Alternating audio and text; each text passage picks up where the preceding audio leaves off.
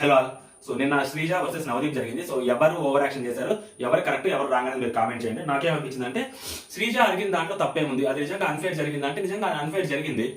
ఎందుకంటే శ్రీజ చెప్పిన పాయింట్ తర్వాత చాలా మంది ఇప్పుడు ఎవరైతే మాట్లాడతామో మనం మాట్లాడేది మనకు అనిపించింది, శ్రీజాకి అనిపించిన తర్వాత మనకి అనిపించుండొచ్చు, లేకుంటే ఆ టాస్క్ జరిగేటప్పుడు మనకు శ్రీజాకి అనిపించింది, మనకి అనిపించుండొచ్చు, ఏదైనా జరుగుండొచ్చు. బట్ శ్రీజ అడిగిన క్వశ్చన్ కరెక్ట్. సో దానికి చెప్పగలిగే ఆన్సర్ ఉన్నప్పుడు ఆన్సర్ చెప్పాలి. కానీ లేకుంటే శ్రీముఖి లాగా సైలెంట్ గా చేతులు దించేసి కూర్చో అన్నగా తప్పించుకోవాలి.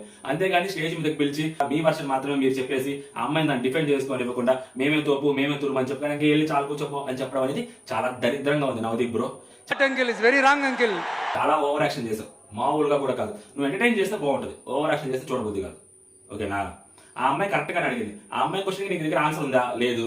మనోడు కన్ఫ్యూజ్ అయ్యాడు అని చెప్పుకుని పోయాడు. ఎందుకంటే మనోడికి రెండో టాస్క్ గెలవాలి కదా పాపం.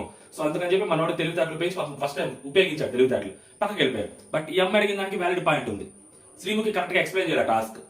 అమ్మాయి అడిగింది కరెక్ట్ గానే అడిగింది.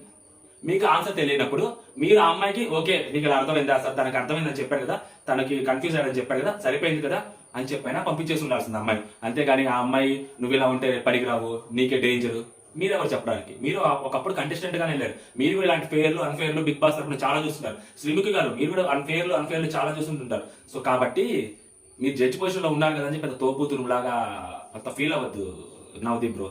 చాలా uncle is very wrong uncle. రాకేసింది. ఎందుకో తెలుసా కర్మ ఏంటంటే నిన్నటి వరకు ఆ పిల్లని క్రింజ్ అన్నాళ్ళు, దుమ్ము కదా దుమ్ము అన్నాళ్ళు, అది ఇది అన్నాళ్ళు, ఇప్పుడు ఆ పిల్లకి ఎలివేషన్లు ఇస్తున్నారు. మిమ్మల్ని పొగిడిన వాళ్ళు ఈ రోజు మిమ్మల్ని తిరుగుతున్నారు. ఫైనల్ గా ఆ పిల్లకి ప్లస్ అయింది. ఇలాంటి 2-3 ప్లస్లు పడి ఆ పిల్ల లోపలికి వెళ్ళింది అనుకోండి, ఇంకా ఆ పిల్లని ఆపడం కష్టమవుతుంది. మీకు అది అర్థం కావట్లేదు. జై హింద్.